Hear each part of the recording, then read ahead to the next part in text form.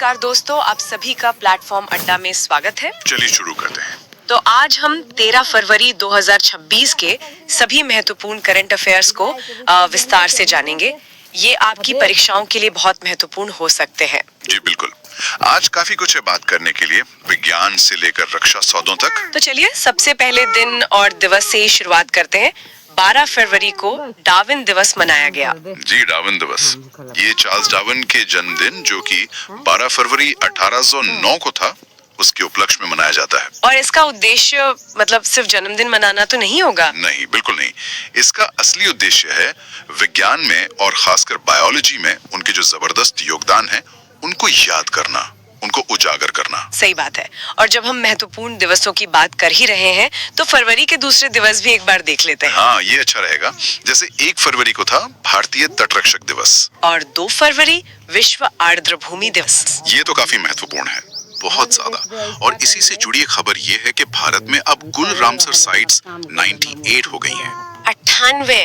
वाह, हाल ही में कुछ नई जुड़ी हैं क्या? जी, बिहार में 3, छत्तीसगढ़ में कोपरा जलाशय, राजस्थान में सिलीसेट झील, उत्तर प्रदेश का पटना पक्षी अभयारण्य और गुजरात में छारी ढांड भी शामिल हैं।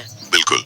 और यहीं पर हमारे श्रोताओं के लिए एक सवाल भी है, बिहार की वो 3 नई रामसर साइट्स कौन सी हैं? अच्छा सवाल है, चलिए आगे बढ़ते हैं। 4 फरवरी 4 फरवरी को 2 महत्वपूर्ण दिन थे, विश्व कैंसर दिवस और अंतर्राष्ट्रीय मानव बंधुत्व दिवस। 4 फरवरी से मुझे 4 जनवरी याद आता है, विश्व ब्रेल दिवस। हाँ, और ब्रेल दिवस से हम लखनऊ को जोड़ सकते हैं, जहाँ भारत की पहली ब्रेल लाइब्रेरी खुली है। लखनऊ गोमती नदी के किनारे, यूनेस्को की क्रिएटिव सिटी। और सोलर रूफटॉप में number 1 zero fresh waste dump वाला शहर भी। बहुत बढ़िया।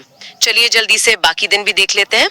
7 फरवरी को राष्ट्रीय अश्वेत HIV एड्स जागरूकता दिवस। 9 फरवरी को अंतर्राष्ट्रीय मिर्गी दिवस, जो फरवरी के दूसरे सोमवार को होता है। और 10 फरवरी विश्व दलहन दिवस। 10 फरवरी से फिर 10 जनवरी विश्व हिंदी दिवस। और विश्व हिंदी दिवस से भारत का हिंदी दिवस यानी 14 सितंबर। देखिए कैसे सब जुड़ता जा रहा है। और 14 सितंबर से सितंबर के दूसरे दिन, जैसे 16 सितंबर को ओजोन दिवस, 27 को विश्व पर्यटन दिवस। ठीक है। और आखिर में 11 फरवरी अंतर्राष्ट्रीय महिला एवं बालिका विज्ञान दिवस। इसको आप 11 जुलाई विश्व जनसंख्या दिवस से जोड़ सकते हैं। वाह, ये तो बहुत अच्छी लिंकिंग मेथड है। चलिए अब आज की मुख्य खबरों पर आते हैं। पहली खबर मध्य प्रदेश से है। जी, विश्व की सबसे बड़ी अनाज भंडारण योजना, इसका पायलट प्रोजेक्ट मध्य प्रदेश के बालाघाट जिले में शुरू हुआ है। ये बहुत बड़ी योजना है। भारत में अनाज भंडारण हमेशा से एक समस्या रही है। बिल्कुल। और मध्य प्रदेश तो वैसे भी कृषि में बहुत आगे है। चना, सोयाबीन, लहसुन, अरहर, इन सब में वो प्रमुख उत्पादक है। खनिजों में भी, जैसे हीरा, मैंगनीज, तांबा। और मुख्यमंत्री हैं डॉक्टर मोहन यादव। जी, और उन्होंने 2026 को कृषि वर्ष भी घोषित किया है। अच्छा, मध्य प्रदेश में और भी बहुत कुछ हो रहा है, जैसे भारतीय सेना ने वहाँ पहली क्वांटम लैब स्थापित की है। हाँ, और एक टाइगर रिजर्व का नाम भी बदला गया है।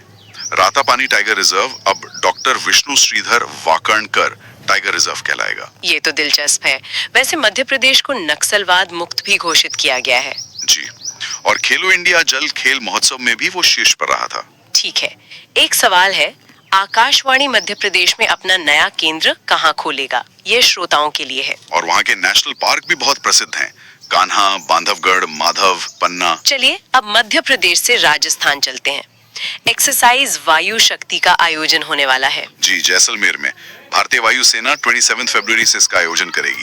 ये एक बहुत बड़ा अभ्यास होता है। और राजस्थान तो क्षेत्रफल की दृष्टि से भारत का सबसे बड़ा राज्य है। हाँ, और हाल ही में वहाँ के एक NGO एजुकेट गर्ल्स को रेमन मैगसेसे से पुरस्कार भी मिला है।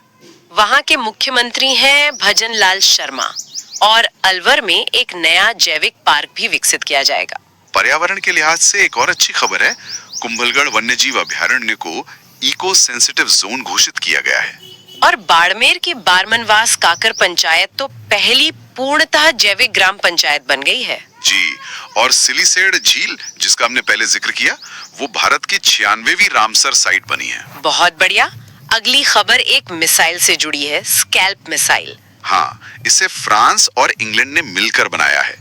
ये एक लंबी दूरी की क्रूज मिसाइल है। ठीक है, और अब तकनीक की बात करते हैं। भारत बोधन एआई सम्मेलन 2026 ये नई दिल्ली में शुरू हुआ है।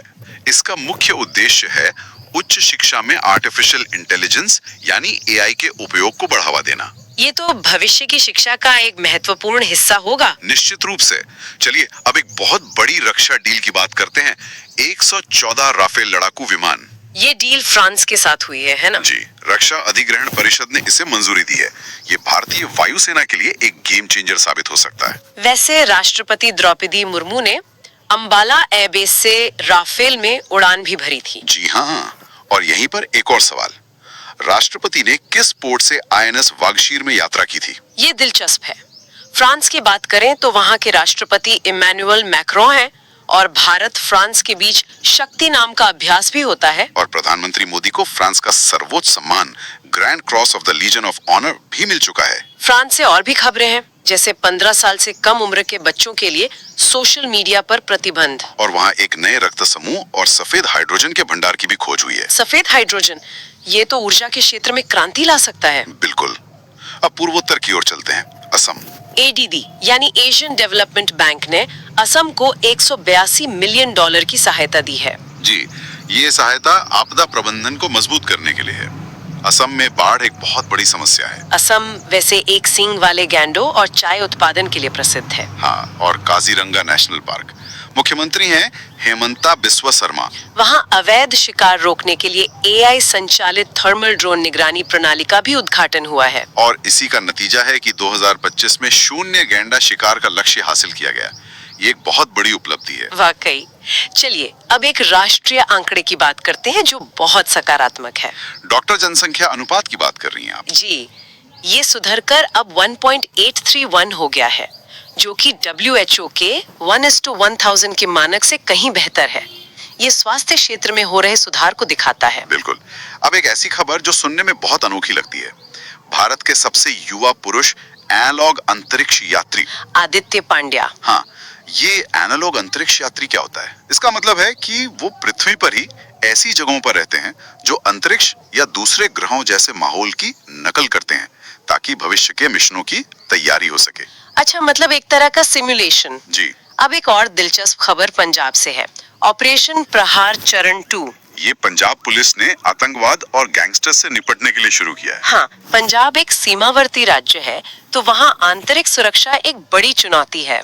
वैसे पंजाब को भारत का गेहूं का कटोरा भी कहा जाता है। जी, और वहाँ आदमपुर हवाई अड्डे का नाम बदलकर श्री गुरु रविदास महाराज जी हवाई अड्डा किया गया है। और मुख्यमंत्री सेहत योजना भी शुरू की गई है, जो मुफ्त कैशलेस स्वास्थ्य सेवा है।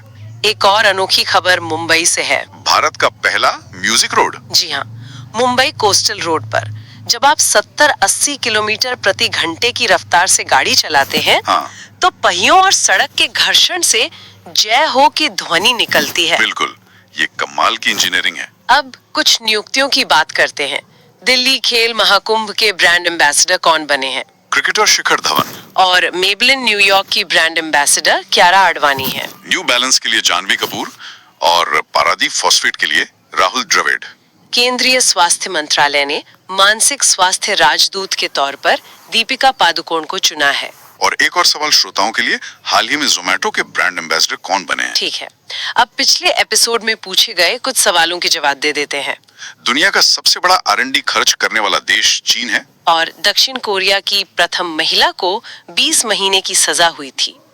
सेम हार्ट सेम वर्ल्ड पुस्तक की लेखिका हैं मनीषा बी रमेश। चलिए अब एक तेज रिवीजन करते हैं कुछ और महत्वपूर्ण खबरें। केरल में अरालम वन्य जीव अभयारण्य का नाम बदलकर अरालम तितरी अभयारण्य किया गया है। भारत ने इंग्लैंड को हराकर आईसीसी अंडर 19 विश्व कप 2026 जीता। स्पेन 16 वर्ष से कम उम्र के बच्चों के लिए सोशल मीडिया पर प्रतिबंध लगाने वाला पहला यूरोपीय देश बना। गणतंत्र दिवस 2026 में महाराष्ट्र की झांकी को प्रथम स्थान मिला। गुजरात 16.5% हिस्सेदारी के साथ भारत का नवीकरणीय ऊर्जा पावर हाउस बन गया है। हरियाणा ने 72वां महिला सीनियर राष्ट्रीय कबड्डी टूर्नामेंट जीता। और अलवर देश का पहला पूर्ण बीमाकृत जिला बना है। और चीन में दुनिया का सबसे बड़ा compressed air energy storage plant शुरू हुआ है। जी। तो ये थी आज की कुछ मुख्य खबरें। अब आज का सवाल। आज का प्रश्न है, कौन सा राज्य भारत का सबसे बड़ा ऊन उत्पादक राज्य बना है?